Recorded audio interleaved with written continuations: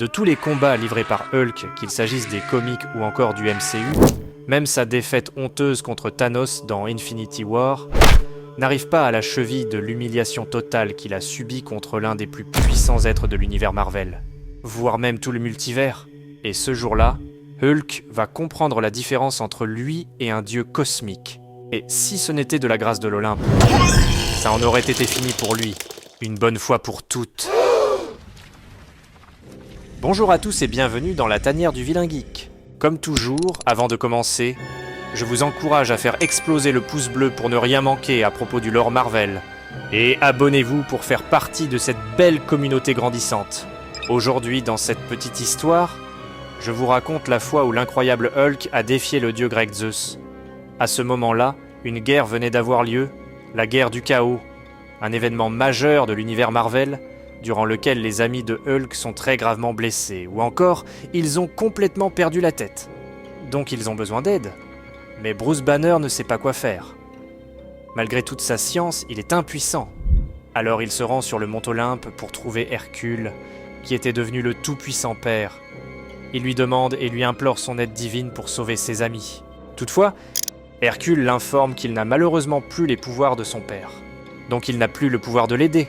Banner demande alors qui est en charge de l'Olympe. Et c'est là qu'Hercule lui annonce que Zeus a maintenant repris sa place sur le trône. À quoi Banner lui répond qu'il se rendra vers lui. Mais Hercule le prévient et tente de le dissuader, en lui expliquant que Zeus, c'est un dieu au sens propre, qui n'a jamais été un humain.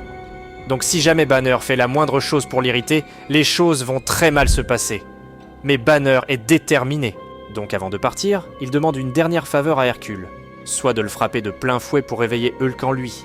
Et c'est ainsi que commence une aventure pour laquelle même le géant de Jade lui-même n'était pas préparé. Alors tout d'abord, Hulk rend visite au dieu grec Zeus, espérant qu'il sera celui qui aidera ses amis. Mais voyez-vous, il y a un problème.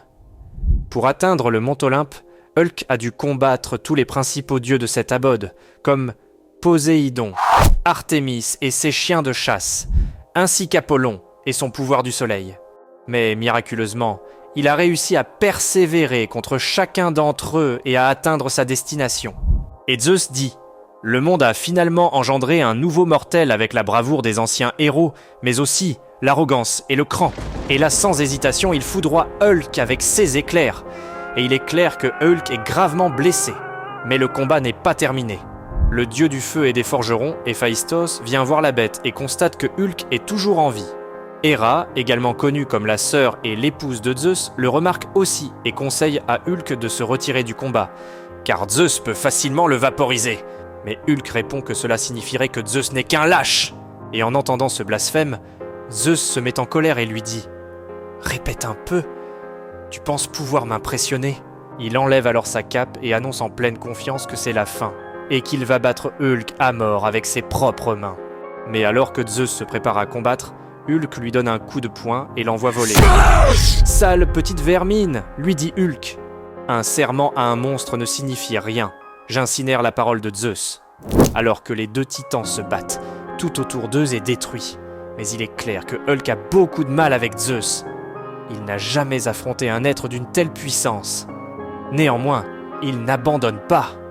Hulk bondit dans les airs et tente à nouveau d'attaquer Zeus en hauteur, mais une fois de plus, c'est un échec pitoyable. À tel point que Hulk vomit du sang vert. Et c'est là que Héra l'informe que sa cage thoracique est complètement brisée, que ses poumons s'affaissent, indiquant que la fin approche.